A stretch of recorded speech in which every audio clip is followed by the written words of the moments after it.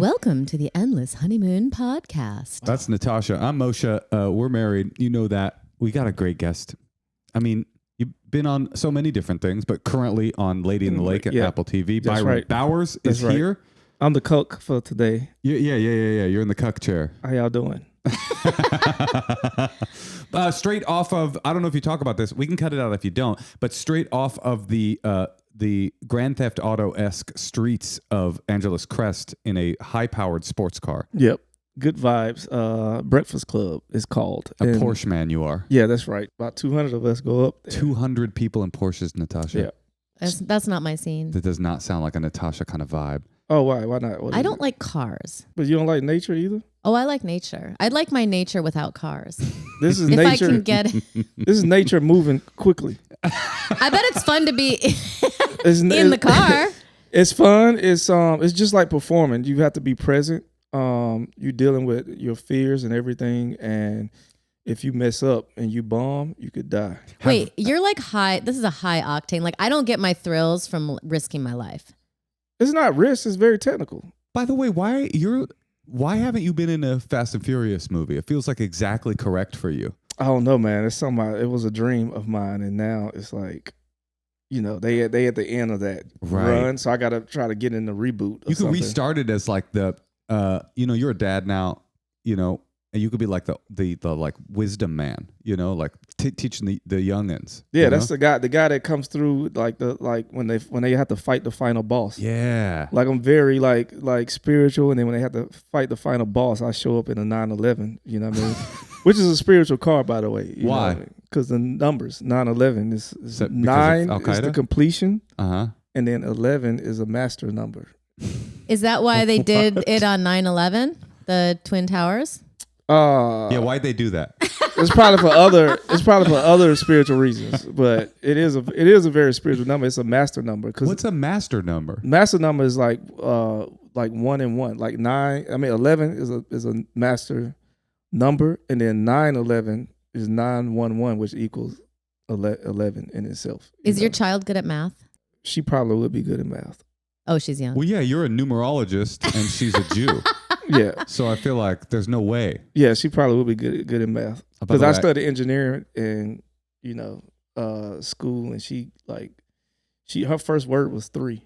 Really? Yeah. That's unusual. I taught her how to count because I would throw her at 3. So I had a dream once, and it was. I would be like 1, 2, and she'd be like 3. Oh, that's amazing. Wow, that's like a signal that you have a smart child. Well, we'll see. Our kid's first word, I swear to God, was duh.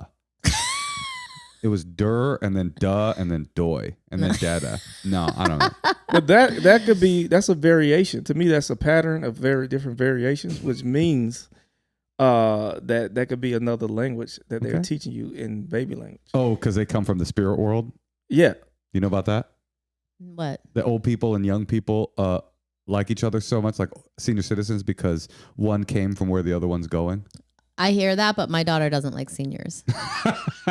Not yet. Sorry. She might not be that far in the circle yet. That's interesting. I was on drugs one time, and the thing that came to me was this prophecy, and it just kept saying, the only truth is in numbers. And I've always been so bad at math, like I just literally would cheat off of everybody. Yeah. So that always kind of stumped me in numbers. And it's hard having a kid too, because I feel so inferior with math, and I think Moshe does too, because he was kind of absent for most of school. That's true. So it's hard to not let your kids inherit that. Yeah, but the math you're talking about and the numbers are two different things. Okay, so explain to me spiritually how numbers have an energy. Well, it's truth-based in numbers, because once you have 1 or something, they're only 1, and if I add another one, then there's only 2. Like you can't fake that. You can't lie about that. It's not subjective. Terrence Howard says you can fake that. You can't say that's a good movie, that's a good number, that's a bad number. Well, I think it's good. Well, I think it's bad. It's like, no. Oh, you're right. It's only 1. Yeah, it's only 1. Okay, now I get it. Yeah. I just had to think about it for like 5 times. I just had to have it explained to me. You're both smarter than me. I'm if I show you 2 apples, you can't be like, that's 3 apples. No, it's only 2 apples. If he shows you a Woody Allen movie, you can be like, well, I think it's good. Well, he thinks it's bad. You can have a bad apple. You know what I mean? But Woody Allen was a bad apple. Some say. Sorry, I bring up Woody Allen on yeah, every but I episode. mean, according to the Jewish people, he's a genius. Well, no, and then- Jewish people don't think he's a genius. And other then- people think he's a genius too. Yeah, but I mean, I really hear it a lot from a lot of Jews. I ain't never heard a black person be like, that nigga Woody Allen though. You know who I fuck with? That nigga Woody Allen though. There's got to be a black guy out there that is the biggest Woody Allen nut. There's got to be. Yeah, he is out there, and we hiding him. Yeah, he's not allowed. Just like y'all, just like I'm gonna say y'all, but just like they hide Woody Allen's flaws. You know what I mean? I don't know if those are hidden per se.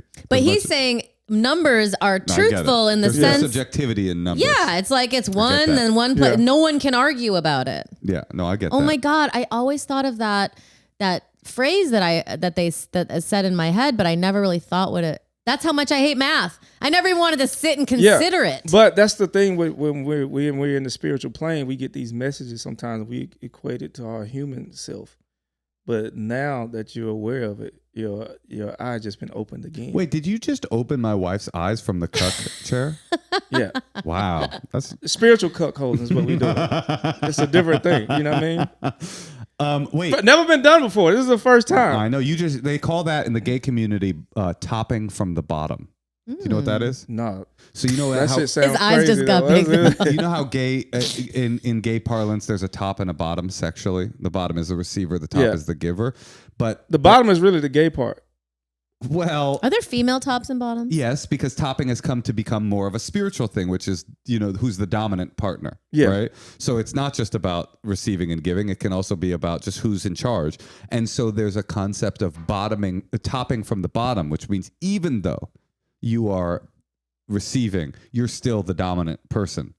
Because you're the one talking the shit. Yes, I think that's You're the right. one that's like, come on, do all this shit. Yeah, do all this Yeah. shit. That's dirty talk to me. Hey, Natasha, do all this shit. But I'm sure you've been topped by a woman before.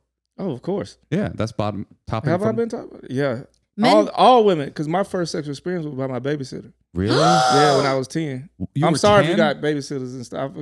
I couldn't talk about this. In front of 10? That's not. Wait, how old were you? I was like 10, around 10. And she seduced you, or you seduced her? She seduced me. How Great old was question, she? Natasha.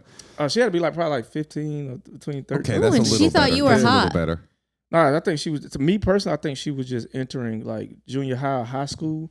And she I wanted, just couldn't see him. she wanted like an open mic dick. What do you mean? Like she wanted a practice dummy before she Oh went my to the. God, Byron, are you traumatized You really by think- this or happy about it? I think I was That's young. I was.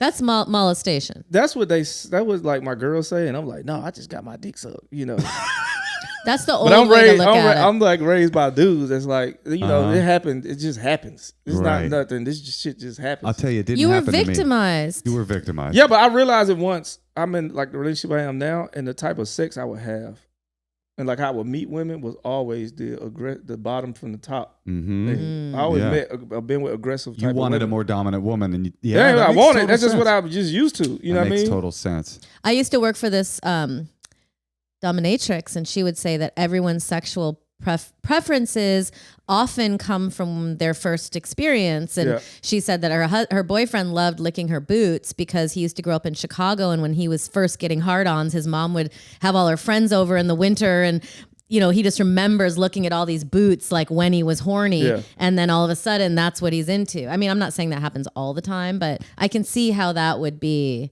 a thing. I think I want Yeah, mine would flip though. Like once like a girl make the first move and initiate the sex, and then once I'm in the room, that's when it's like I become the. Oh, you're saying. Think of a guy who fuck people bosses. Mm-hmm. That's you. Yeah, like I get it. you be like, some people be like, man, that chick mean. Why she so mean? I She see. ain't had no dick in a while. Then I'm that the dude. Right. But let me remind you, Moshe, our daughter is 7. He was 10. That is very, crazy. very. No, it's crazy when you That's think about earlier it. than early. But I puberty. was really prepared too at the same time. In what do way? you mean? Because I knew what to do. Because How? Because my grandfather had a lot of sex, and then my dad had a lot of sex. And he told you about it? How does Yeah, that we would port talk to about. you? We would go fishing, and they talk about. That's all they would talk about. It's like, was son, sometimes when you're 10 years old, no, they just talk about women all the time. We would look at magazines and like the naked magazines of women. you were a very sexualized child.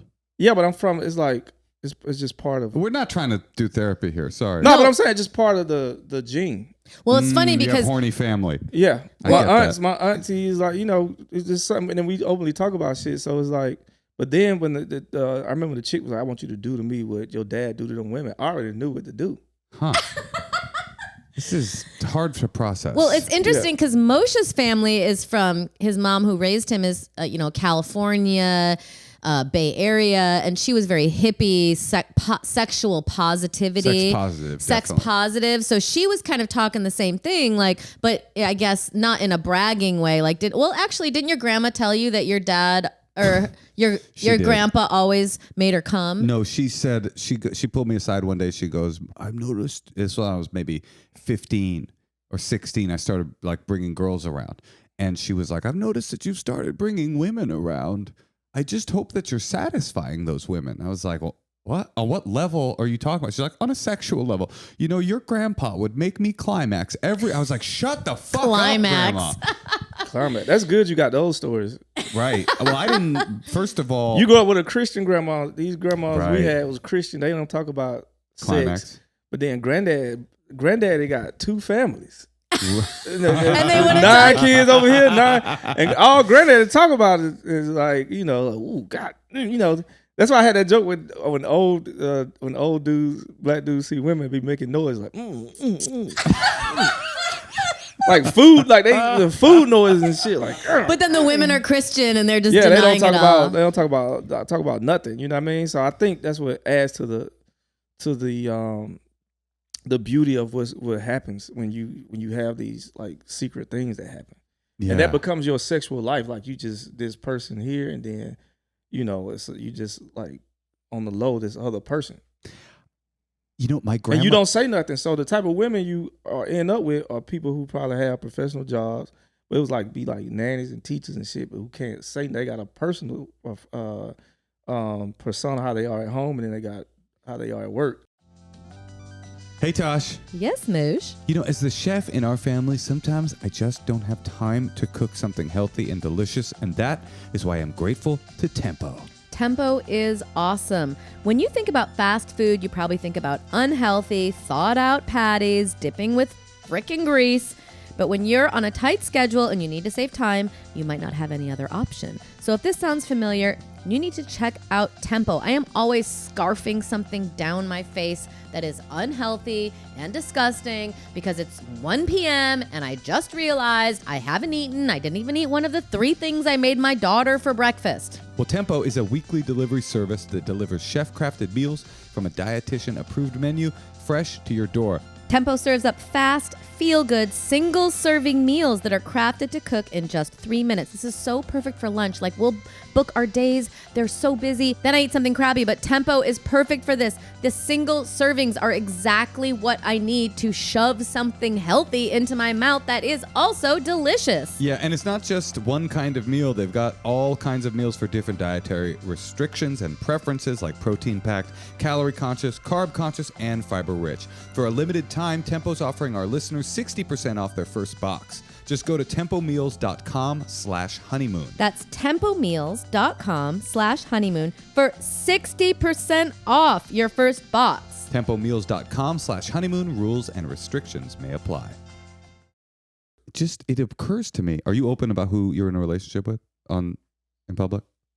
I don't really talk about it, but yeah, I could. Well, just they can go to my IG and see. Okay. Yeah, I dated a filmmaker. Yeah, that's crazy. You dated a director. Yeah, I mean that is so metaphorical. I mean literally a director. There is no one more in charge. Yeah. In any field than a director of films, right?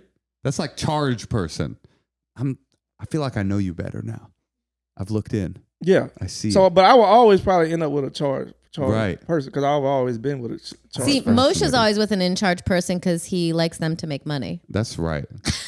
I've never understood. I mean, it does make sense. Yeah, but I've never been that. It just so happened to be. I grew up with a single mom, so me too. Women always made money. Well, that's an interesting point. My mom was a single mom, but she didn't really make money. Mine didn't make money either. She was a single mom, but mine was broke. But I'm saying somebody who go out and go to work and all that. Yeah, so no, that makes. Yeah. I mean, that just adds to what's going on. And I had one sexual experience, and I was choking this chick with a Nike rope, like a Okay. leather Nike rope about this size.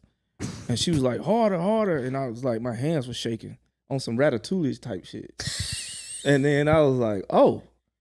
And at that moment. This is not like Ratatouille. Just in me thinking of the story, it's just very different. Well, I was at my grandmother's house in the back room. It's just, it wasn't food there. Yeah. And Ratatouille, it makes you think The about your grandma's food The in the chef shelf. takes his hat off, but it's a pussy. Yeah. but it's good pussy. It's a good pussy. And but I had that moment, and you know, spiritually, I think that's when it broke the cycle, because I realized where this thing came from. And it was the beginning of a healing into that as well. So what's the healing? Just recognizing certain behavioral patterns that came from that. Like, you know, there was a point you could just walk around and just slap a woman's ass and shit like that. But then you realize, like, oh, you have that mentality because it happened to you. You think you could go around and touch people because it happened to you, and that's not, that's not the case. You know? We're in couples therapy, and they often talk about our wounded child. Yeah. And I think that, your wounded child is still, alive inside of you and making decisions, and especially making decisions about sex and appetites, But wait, I actually wanted to ask you something, because, talking about having a mom that was a single mom, like, you were witnessing hustle, I'm sure, in a lot of ways. Like, and I was thinking about that recently, because, like, I just feel like I hustled so hard for my career, and my mom was always like scrambling and trying to make shit happen. And I'm thinking about our children. Like, do you have any advice on like how to instill that in children now when we're successful and they have these great lives and it's not the same thing? I don't, because I did the opposite. Seeing my mom scramble for money and not have money made me not scramble, made me not value money. And then I had a dad who had money and houses and stuff, and then he went crazy and lost it, but he blamed his job. So I always thought money was just a bad But how do thing. you reconcile that with the fact that you moved out here to make it in show business, and you work hard? You're a very hardworking comedian. And By as the a way, comedian, you can't not like, just to give you your flowers. yeah. Oh, I I don't consider myself a hardworking comedian. Well, I saw you on stage last night, and I came home to Natasha today. I was like, he is so goddamn funny. I mean, I knew you were funny. I've seen you a million times, but it was just nice to see. We don't see each other in a while. You were just great. So Thank you. Yeah. I honestly, I move by spirit. So I'm really considering myself, because I'm just sitting back thinking all the time, and then when my instincts like do this, that's when it's go time. God. So if you had to describe your spirituality, would you say, what would you say? Is it like Christian infused with something? Jewish? Would you say you're Jewish? I think it's a blend of everything, but I think once you have a direct connection To spirit? it doesn't have, you see where other religions get some of their roots from, even though it's grown past it and went in these other directions that maybe control people and stuff like that. You see the roots of it, and it's all rooted in like, abundance in a way, but community and moving a certain way and taking care of family and stuff like that. So your family is sort of, I would definitely relate to like my family being part of my spirituality. It's almost like all you have left is like these little moments of family time or time with your child, and you're both present and you're not thinking about the world or how terrible things are, or how much money you want to make or this job or whatever, it's just this, or all the terrible things that are happening in the world. Well, with me, family is not necessarily my blood family. Right? So a part of you is It's your Porsche family. It's a part of it, but a part of it, you are on a lonely journey looking for people with the same gifts as you on that level, that speak those languages that you don't even know that you speak. And then with my immediate family, it's a dream for them to have this type of freedom sometimes, but they're deeper into the society type of things, which bonds them, So, and then with the family, with me and my girl, who's this Israeli, we have the same family structure. What do you mean by that? Like our fathers are addicts, and our mother got the same behavior, which some might consider crazy and stuff, but these are just who our mothers are. Mm-hmm. And when I went to Israel, when she come to Atlanta, we don't have to apologize for how our families are. You guys might have similar wounded children too. I wonder. Yeah. Because Moshe and I have like very opposites. Like he was never listened to, in many ways, and then his mom was deaf. Like on top of that, and I mean, she really didn't listen to me. She had a very difficult time listening to me. Wait, what's my wounded child? Well, you were put upon, and you could never do anything right. Right. So it's like these things are like, clashing in a way. But, our couples therapist is like often you pick people who have opposites. But that's kind of, I feel like a lot of my friends and I have similar family structures, similar mothers, similar fathers. A lot of comedians have similar mothers, Are you a believer? By the way, I'm blown away by this idea that because you've had success, you've had a great career, and the idea that the primary decision-making apparatus you use is just what when you're moved to do something. That's the opposite of me. I'm just like anything, yes, please. So what's the next thing? I need a thing. And the idea of like sitting back and just like letting the wind push you is that's really cool. And wait, that's not what I do. That's what I'm trying to do. I'm not saying that's what you do. But you ever do a thing? You ever do a thing and like, where is this going? And it leads to the next thing, and that next thing is the same thing, and you like, wait a minute, I don't want to be in the rat race of this thing. So that's what makes me, pull back, because I'm not. I think my dreams maybe came from trauma. Mm-hmm. I think mine too. Yeah, so it's not the fame won't do it for me, because I've been to the Oscars and I've been in that room and I'm like, this ain't. So then, what is it? What's beyond the Oscars? I was sitting in the dead. I was sitting in the dead sea during Magic Hour. So the water and the sky just went on for eternity. And I was just like, how the fuck did I get here again? Mm-hmm. And then my whole life flashed before me. Yeah, and another I remember Ratatouille. when I started stand-up and I was bombing for like 6 months, my instincts were like, this will take me to the promised land. Damn. And I was like, oh shit. And I was like, what's next? And it was like true wealth. It's like time to get on your true wealth stuff. And it was like family. And that was my journey to like start like trying to have a baby and stuff. That's crazy. You were bad and knew you'd be good. When you say bad, what do you mean? No, it wasn't knowing I'd be good. It was just trusting the instincts and trying to have faith to trust that. Well, I'm just saying, he's saying in his first 6 months, his subconscious or spirit or whatever told him this is going to take you all the way. And like, I just don't relate to that. Like, mine told me that too. Well, the promised land, it did say the promised land wasn't what I would think at turned that out to age. Be literal. But it wasn't like, it was like, it's probably going to be a step. It's probably going to be a step that you have to go somewhere else. But it's not like a bunch of riches or nothing like that. Right. You know what No, I I mean? totally get it. You know what my instinct told me? Because I had my first set at the Comedy Store in the Belly Room and I freaking killed and I was so shocked. And then I was like, I'm it. And then I had my second set and I bombed so bad. And I just remember coming home on the bed and just like the thing that just kept coming to me is this is going to take a while. But it's worth it. Like I just had that feeling. That's the like thing. Yeah. It was like you knew it, but it's like this is going to be work. See, it took me at 5 full years to even realize that stand-up, that what I was doing in San Francisco was connected to what Robin Williams did.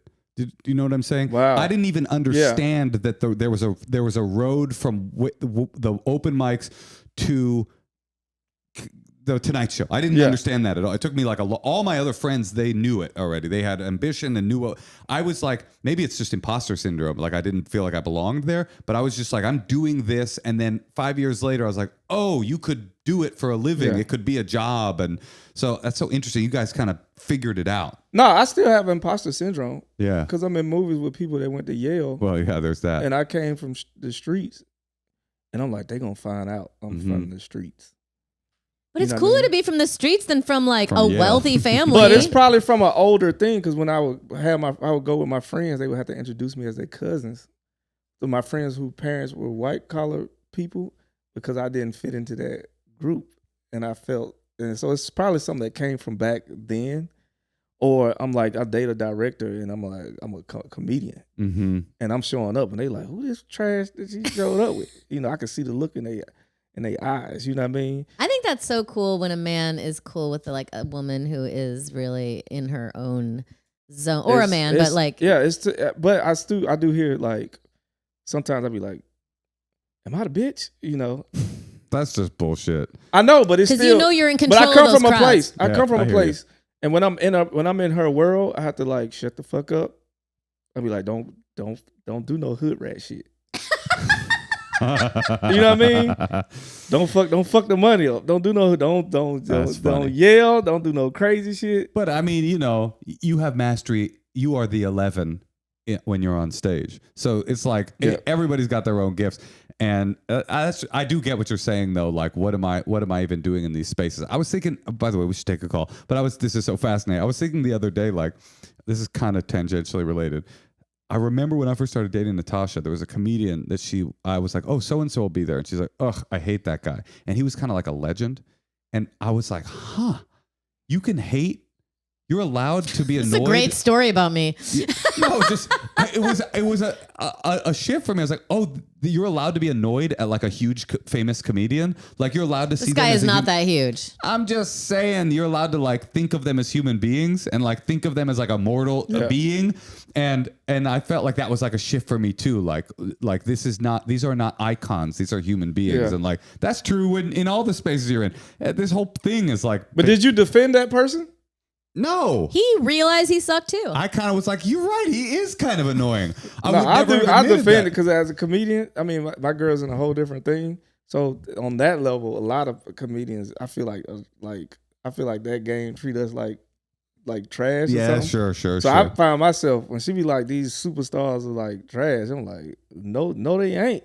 Just because you ain't heard of these people, you know what I mean? They selling out arenas all over the world. You just have to look at the superstar actors TikToks, and then you're like, okay, comedians are better. Comedians are better.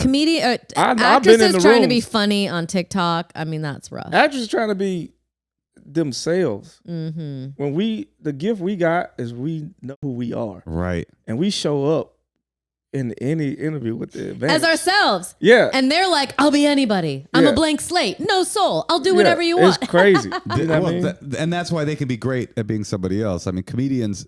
Robin Williams actually is an exception, but most comedians, the greatest comedic actors, it's still like it's a clown. And then you look at like a Christian Bale or somebody like, and you're like, damn, that's something that I don't have. No, some comedians maybe do, but I don't see it that often. All right, well, listen, I would love to talk philosophy with you guys all day long, but we have people waiting on the line to talk to Byron. So who do we have waiting to talk to us? Laura. Hey, Tosh. Yeah, Moshe. Have you noticed that my genitals and or the rest of my body's been smelling really good lately? Oh, yeah. That's because of Lumi. Lumi is deodorant for everywhere. Your pits, your pubes, your penis, all of the above. Lumi. The Lumi Starter Pack is perfect for new customers. If you don't know what this is, but you kind of feel like, this might be a good thing for me, it comes with a solid stick deodorant, a cream tube deodorant, 2 free products of your choice. Like I like the mini body wash because I can take it on the road with me, and also the wipes, which are good when we're camping, and free shipping. Lumi's deodorant for your whole body. It makes your NS smell good and makes your pits smell good. NS, Moshe? You already know what it means. We did it last time. As a special offer for listeners, new customers get 15% off all Lumi products with our exclusive code. And if you combine the 15% off with the already discounted starter pack, that equals over 40% off that starter pack. Use code HONEYMOON for 15% off your purchase at lumideodorant.com. That's code HONEYMOON at LUMEDEODORANT.com. Please support our show and tell them we sent you. Smell fresher, stay drier, from nutsack to toe, make your smell glow with Lumi. I think they should use that. Okay, we are going to call Katie in Seattle. Hi, hello. What's up? We're here with Byron Bowers. Oh, you can say it. Oh, we're here with Byron Bowers. I said it. Hi, Byron. How you Good doing? To see you guys. This is so exciting. I'm a little nervous because I love you guys, but thanks for having me.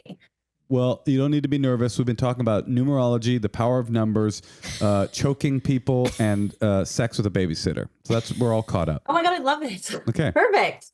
Okay, good. We're all warmed up. We're on the same page. We're lubed. What's up, Katie? Okay, so my question, I guess the gist of it is it's kind of mommy issue related. So I have not spoken to my parents since November of 2021. And then a couple months after that, my boyfriend and we were together 7 years, broke up in large in part because of hell on wheels, basically, with them for a very long time during COVID and all of that. So we're getting back together, and I'm feeling really protective of our relationship. And I also now have a niece and a nephew. I have one sibling. He's my twin brother. And I'm just trying to figure out, like, should I try to be the bigger person and brush things under the rug, if you will? Or like, do I just is it okay? What are your fights about? What are the topics? With my mom? Yeah, like what is it? Political? Oh gosh. It was racial. Yeah, Kai's he's Jamaican, and so yeah, there was you feel like she's racist. I mean, I would say that it was yeah, I would say that's I don't like giving people labels, but yeah, I would say that was something she wasn't really supportive of. We were uninvited from family vacations, and it was like it was horrible. This was not an easy decision to make. And it was after, her and I've had a difficult relationship for a long time. And then as an adult, now this has come to head, and I'm like, I don't know how to. Okay. Just so I understand your question, you're saying you're not talking to your mom. You were with this guy, Kai, and then the two of you broke up. Now you're getting back together, and you're feeling a little bit timid about reconnecting with your mom because you're worried she's going to have judgment about him coming back in your life. Is that right? Yes, and that I have a little niece and nephew my twin brother lives up here, so we're very, very close. And so I'm like, I'm thinking way far ahead, but I'm just trying to, my preferred method would be just to keep being the best auntie, focus on my relationship and do what I've been doing. But then another part of me wonders if there's a growth moment here. I just don't know how to even bridge that gap, and how I could even be in the same room as them with my niece and nephew with all this. Got it. I think I got it. Yeah. Well, one thing I have to say, I want to hear what Byron thinks, but I definitely feel like, you guys tell me if I'm wrong, but like if someone has political differences, I feel like I could almost swallow that. But like straight up being racist, I don't know. I feel like you have to say something. No? Is that how old are your parents?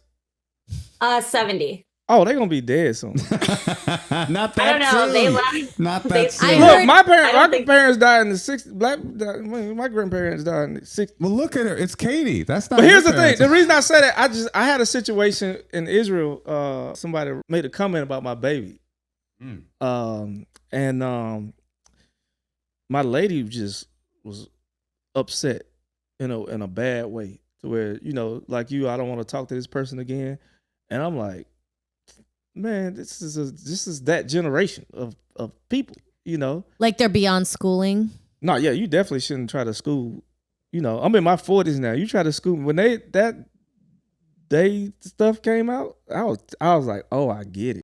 When they started doing pronouns, and then they said, we would casually say the F bomb, and they like, you can't say that no more. This is for a group of people, and I'm like, I'm talking to my homeboys. I ain't even talking. You don't want to grow from that. What if it makes people feel bad? That ain't even concerned them. But I was like, I understand.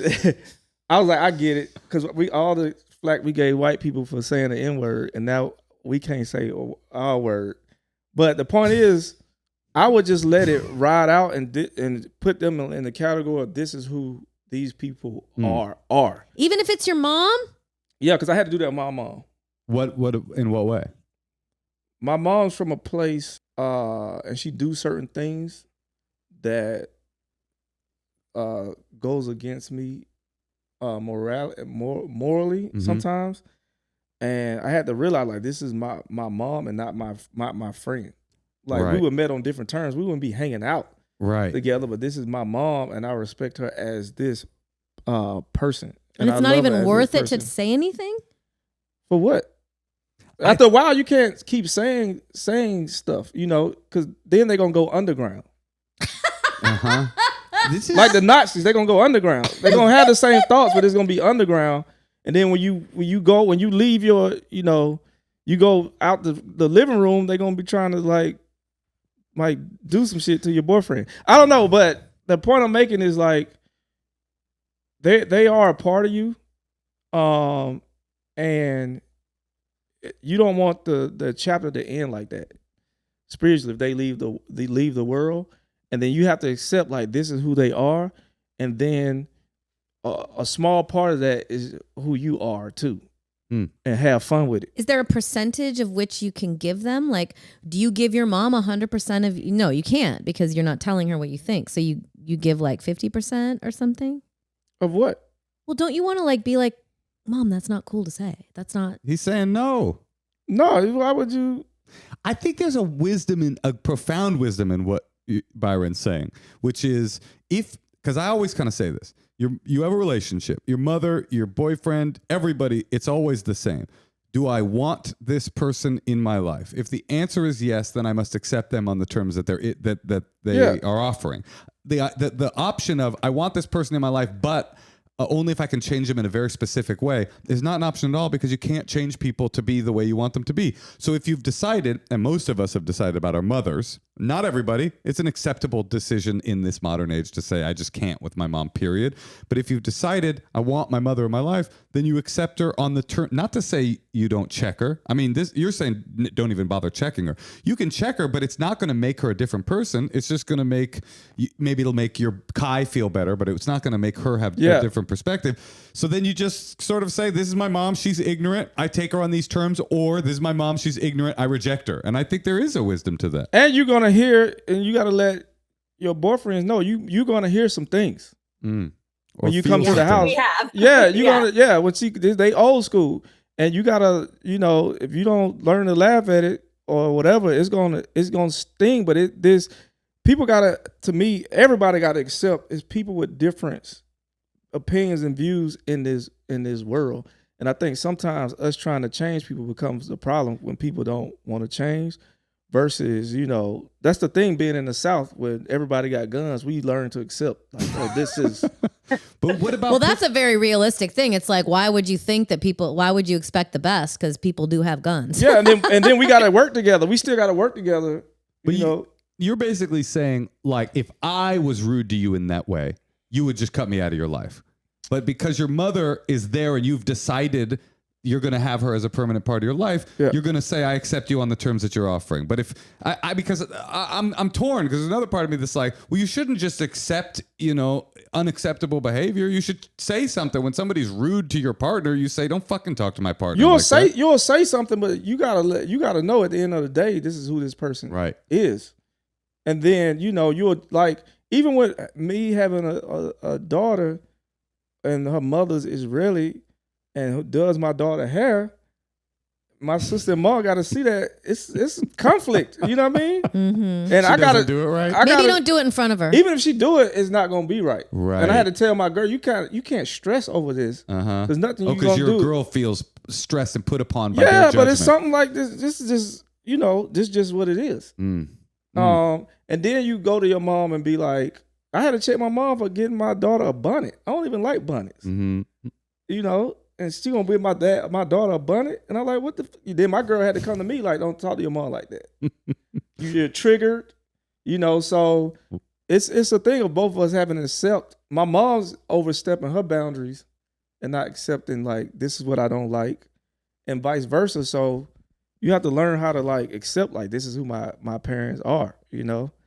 Katie, what do you think of? Oh, sorry, go ahead. I just think that's so interesting because my instinct when my mom says something that's off, I feel like I need to inform her of things. I think Byron is right. I'm torn between two instincts. One of which is if somebody, your mom included, says something that's unacceptable about somebody you care about, it's your job to defend that person. On the other hand, I'm totally convinced by what Byron's saying. It's not like checking that person to make them go, I thought you checked me the 401st time. I'm different now. It's like they're stuck. They're never changing. People don't change. People do change, but they don't change in a predictable way, and they certainly don't change in the way that you want them to. And old people change less. And old people change less. Including That's like us. when I don't even really drink coffee, but we'll go to Paris, and I'm like, hey man, put some milk and sugar in this shit, and they like, nah. And then I get into arguments with her. Or I went to Intelligentsia and I asked for something in the coffee. They was like, we don't do that here. And I'm like, what you mean you don't do that here? I'm paying for it, so you're doing a version of that with black people instead of coffee. But it's kind of the same thing, but So, Katie, is this resonating at all? Do we have any wisdom for you? I mean, yeah, I appreciate it. Yeah, I think the takeaway is just to stick with my gut. It's just me and my twin brother. So sometimes I'm like, am I really just going to be out of the nuclear family for the rest of time? And I had accepted that, but now throwing my niece and nephew in, there's just a lot of layers, but I think I'm just going to not freak out about it and just take it slow. 2 questions. Can I ask right quick? Do your brother accept the relationship? Oh yeah. My brother and his wife's side of the family have been so supportive with my boyfriend and I. So and they have acknowledged my sister-in-law and my brother, the way that I've been treated differently. And they love Kai. So yeah, it's been, it's nothing. I know she won't change. And I think it's just hard knowing that I won't be a part of like big events, with the family. So but you don't have to do that. Sorry to cut off your second question. You don't. It's your choice, Katie. You and Kai, now that you're rekindling, can make a plan together with the knowledge based on what Byron's saying, and I think it's correct. Your mom is who she is. Now you can decide, my mom is who she is, I'm going to re-engage. Or you can decide, my mom is who she is, I'm going to cut her off. But you're not a victim of fate. Like, you have agency here. You can decide what you want to do. And Kai might say, I don't care. Let's just fuck with your mom and go to the gathering. Or he might say, it's too much for me emotionally, support me, and let's not. I would punish that bitch. Yeah, he got to do it back. Whatever he call it, he could call it back. Like, what up, Wasp? You know what I mean? Just make it a thing. Also, you are the change of the family. Mm-hmm. You are the change. Not the mom. The mom, not the change. You are that change. This generation is going to die. Yeah. So you have to bring, it's going to be a trust thing. So the more this guy come around and the more he don't let them rattle him. It's like when Tommy would be at the store and he racist and I didn't let him rattle me. Then we became cool. Mm-hmm. Yeah, he's not rattled. I mean, thank God I was more rattled than he was because I was so like shocked that this is the parents that I definitely didn't think that they were. But yeah. So it's. You want to hit a nigga way to make him change? I was just going to ask that question. You want to hit a nigga way to do it? Have him bring one of his big dick Jamaican cousins over, like raw, straight from Jamaica. Like raw, you know what I mean? Uncircumcised, no shoes, just kicking soccer balls type shit. And have him fuck your mama. Oh, that's interesting. I didn't see that twist coming. And then... Okay, I thought you were going in a different direction. Watch how many Jamaicans be over at the house. And then pretty soon her mom would be like, Kai, what's up? Yeah. My bumba clot. Jerk on in. Jerk chicken. Jerk chicken? You was Oh my God. She's getting locked up. Yeah. She's like, I loved you, Jamaica. Yeah. Listen, I love that. all the things. We need to get these people reparations. You know what I mean? All the things that make us modern people have, are all of these things in our lives in society have created who we are right now. And like this older generation, all the things that happened in their society created them, and we're evolving. And like, it's a really hard thing to grasp, but like as a modern person, you want change, you want equality, you want evolution, you want to grow. And you like, want to get fucked by a Jamaican guy fresh off the boat. Until a certain point, and then you like, wait a minute, you're going too far. But these archaic people, they're very stuck in their ways, and they are, I guess, to just be tolerated. They're to be tolerated or rejected, and that is your choice. I think that, to me, my feeling from you, Katie, is that you are falling victim to a bunch of narratives. I can hear it in your voice, like, oh, Kai, hell on wheels, and oh, he's Jamaican, and my mom feels this, and my nieces and nephews, and now I'm not going to get. It's like you're almost a victim to the winds of the stories that you're telling yourself. But like the whole thing about partnership, I believe, is that you're creating your own path, your own story, your own narrative, and your own destiny. So you can go back to mom with the knowledge that you don't have to let her get to you, or that you want to check her every time she says something, or you can not, but just like own it, because you deserve to own it. You're in charge. It's your life. Yeah. But all check right. the big stuff. Don't keep going back and forth over the little. Yeah. Yeah. I think I'm going to just keep no contact has been amazing for me. So I'm like, I'd only be doing it for my brother and his family. And I'm like, well, if I don't have to do that, I'm not going to. It will be a fruitless effort on my part. So You just have to that's play. what I needed to know. You have to play the no contact card just far enough that you don't feel guilty when they die. There you go. That's what I'm saying. I've Yeah. already been past that. I mean, it's been 4 years now. You knew the answer before you called. You don't want to I re-engage. know, but I didn't want to pay my therapist to talk about it. No, I'm kidding. No, we're in. No, I appreciate you guys. But be the example for your nieces and nephews. That's all I can that's so say. important. Because if you don't talk to nobody, their only example is their grandparents. And be the example for your future children that are going to have fucked up hair because you're going to be doing the hair, not Kai's mother and. Well, the hair isn't even fucked up. I'm just kidding. All right. Well, good luck, Katie. But yeah, I get it. Yeah, no, it was good. I took offense to it. Wait a minute. Don't you talk about my daughter's hair. My girl gonna see this and she gonna think that, you know what I mean? All right, Katie, good luck. Thank you guys. Okay, farewell. I mean, that was very realistic, I feel like, Byron, your advice. It's true. I mean, it really is true. I was really stuck between the two things you were saying because there's a part of me that really believes it. Like, people don't change. And if you've decided it's your mom and you want to be engaged with her, then just engage with her and accept that she's not going to change. On the other hand, it's like, well, if your mom's being racist, you're supposed to say, hey, don't be racist. But at a certain point, why? That's my POV. How many checking you gonna do? Right. How many marches you gonna do? You know, even as a black person, how many marches you gonna do throughout history before you get the picture of this is who we are in this? That's thing. depressing and kind of in the contract of this country. This is who we are. Right. Now let's get busy. That's why I don't complain no more. I'm like, this is who we are. Right. Let's get busy. Then you go to other countries and see how they treat their version of this, and it's like we got it way easier. You should still try, though. I can't with the eating. Some people I just can't. Everybody chomping. I mean, what the fuck is happening? Some people. I'm sorry. I'm holding the mic up when I eat too. I'm sorry. I should put it down. But some people could try. Some people is in their whatever their genes or whatever they can try it. But some of us, we got other stuff to do. Yeah. But also, like, I schooled my mom on DEI a little bit because, like, I think even CNN, you know, she's liberal, but she's like, oh, have you heard, you know, they're just letting anyone do anything. And I was like, no, like, that's not the case. And, you know, I tried to. Do you think it worked? I don't think it worked. All right. We're going to do another call. I'm just saying there's a lot of ways to look at something, like even just making people aware of their own bias. Like that is a very important part, and like something that the news doesn't say. And like, I want to be modern. I want us to grow. How do we, like, you're right, the children, we have to, like, how do we model the best behavior for these kids? Because that's who's going to be running things. You know who knows the answer to these questions? Mary Jane in Sacramento. Maya Jade. Maya Jade. I can't see. Maya Jade. Oh, wow. My daughter's Maya June. What's up? Maya June? I love that.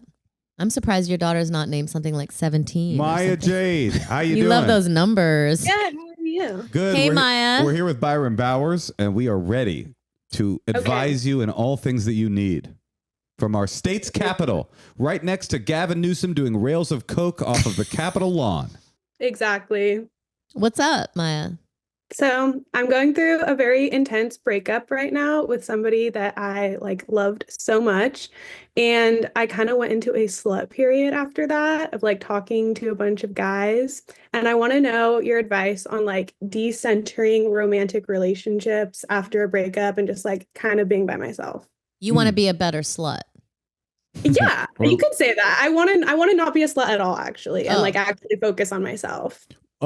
I'm curious, what is it that you are judging about your decision to have a bunch of fun after this breakup? Why?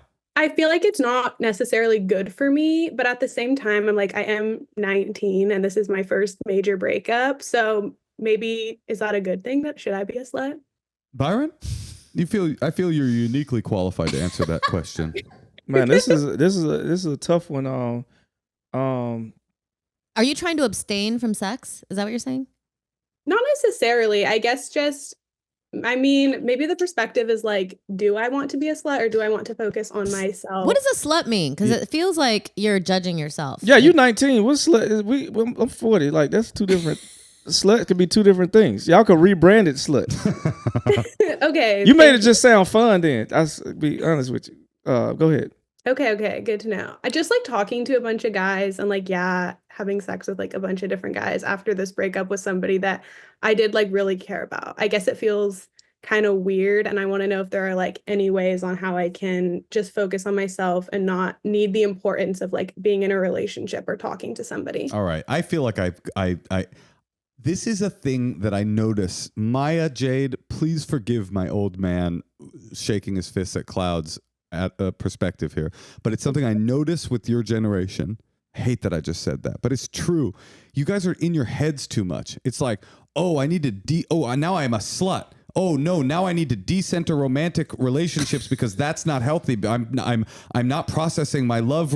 It's just like, you did what you wanted. You were in a breakup. Your brain said, oh, let's date a bunch of people. You dated a bunch of people. That was fun. But then your brain said, it's not feeling that good. So now I want to sort of focus on myself. Like, you're not a pathology. You weren't a slut. You're not a slut now. And you don't need to decouple yourself from the romantic set. It's just like, be yourself and go with your instincts. Like, I really feel like that Gen Z in particular is like trying to find a label for themselves.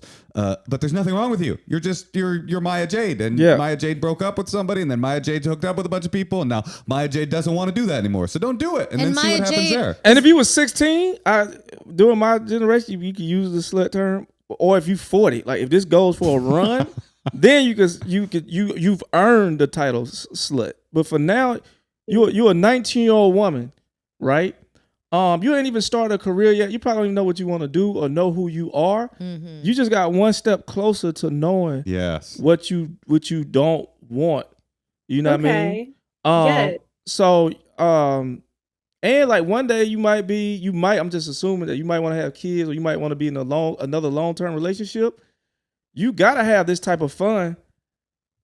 So when you cussing out your husband or whatever, you could always reminisce on these times you had. The best years of your life. Yeah, because it's going to be a point where you can't, or you might not want to have sex as much anymore and stuff like that. So it's a time for you to discover what you like and learn yourself on this level.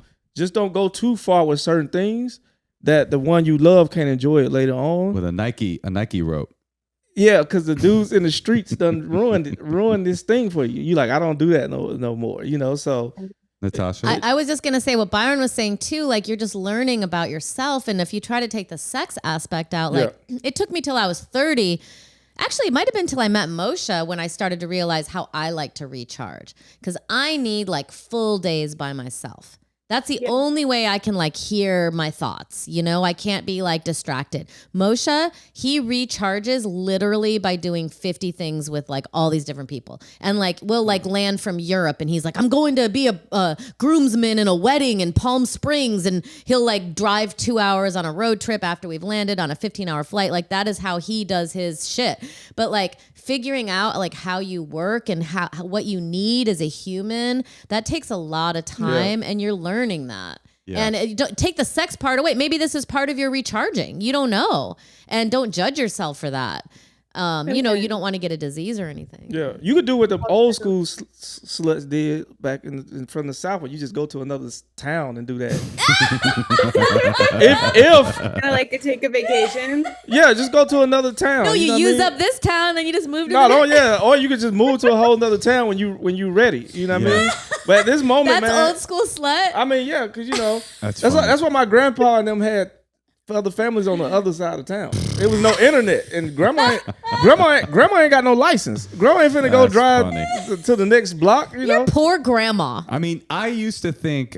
Now I know slut has been reclaimed, slut summer, and it's an empowering word. But when it was a slur for women, I always and I hope this doesn't just sound like I was such a good feminist when I was young, but I always thought slut's such a fake word. It's Moshe, you've always kind of said this. Well, it's true. It's like a slut to me is a person who's doing sexual behavior that they don't want to be doing and that they feel ashamed of that they're doing because they can't control themselves because they're compensating for some deficit and they feel bad about it. It's the only way you feel loved. Yeah. And that to me, I mean, whatever, slut, get rid of the word. That to me, that's bad sexual behavior. When you're doing it because you have a pathology that you're trying to outrun and it's compulsive. But a person enjoying having a few flings with a few guys, just get that whole body count. Like, I know every podcast in your generation is like, fucking girls with a body count. You don't want a girl with a high body count. These fucking cavemen crawling out of their caves like, I don't want a girl with a high body count. I want the girl that I marry to have no idea what sex even is. Just get rid of it. Yeah.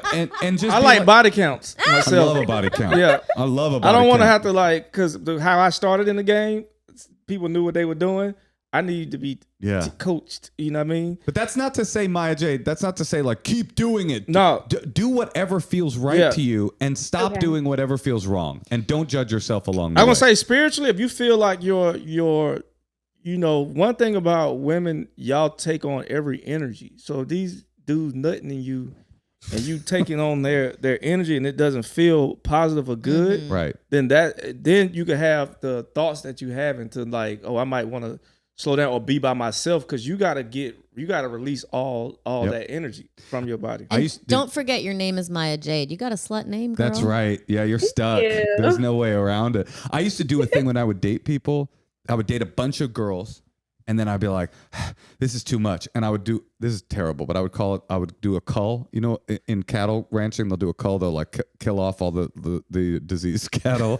I would do a cull. I would like slowly trim until I was down to 0, and then I would spend some time with myself, and then I would reopen. But you were like addicted to sex with anyone, and Moshe Man, had some of the absolutely best no stories. standards. I inspired. I was like, now this guy was living the life. Who, me? I hopped on Craigslist because of you. Oh no! Yeah, You tried to get sex on Craigslist? man, that shit was wild. Frey, listen, from 2 sluts. That's where I you wasn't go a- for your pussy is Craigslist? No. old school in the old No, days. this is like a whole different thing. This is in the olden days. But listen, from 2 sluts Craigslist and was 1 good. non-slut or whatever, just don't judge yourself. Do what feels right. Stop dating people if it feels like you don't need to be doing that. And don't judge yourself. You're doing great. You're 19. You're supposed to be making mistakes and feeling stupid and going, oh, I miss my boyfriend. And you'll forget your boy. But you'll be 40 one day and be like, what was that fucking guy's name that I was worried about? I had slept with too many guys after I broke up with him. He's been in prison for 40 years.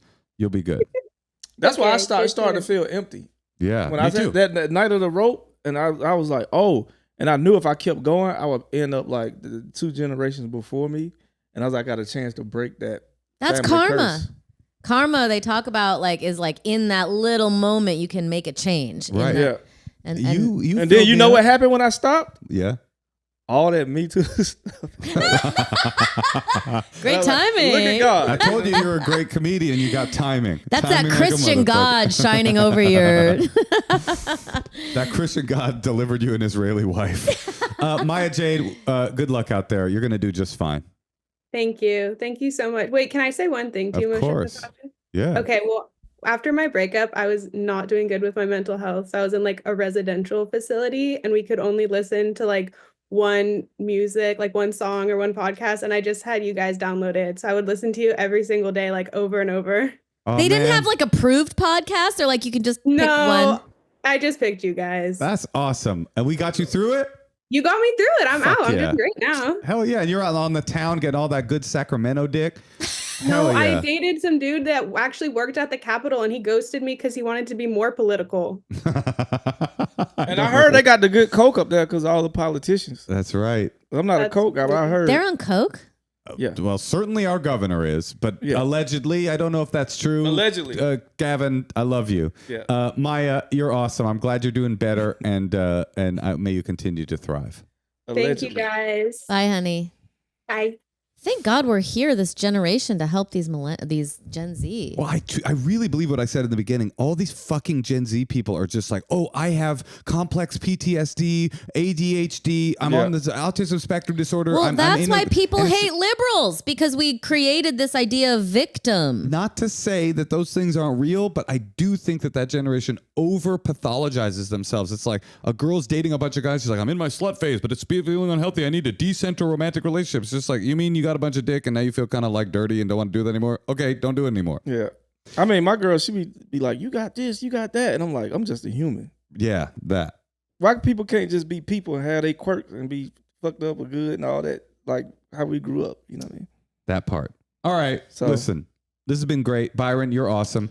Go see Byron You on stage. give great advice too, by the way. It was like not where I would come from, but in the end, I'm like, you're right. How about that? Look at God. Spiritual nigga, Hulu. It's another my comedy special. Find Byron on stage, online, on Instagram and whatnot. Yes, I imagine. Kind of, for the most part, when I show up. Yeah, there he is. And on Lady in the Lake on Apple TV. Got a book coming out. Got a movie coming out. What's the name of your book? Beyond the Promised Land. It's about that journey of getting to the Cool. following my instincts and how I ended up in these films and stuff from following my. Yeah, I can't wait to read it. That's amazing. That's awesome. Byron, thank you for joining us. Thank y'all, man, for having me. This is very beautiful. Very beautiful.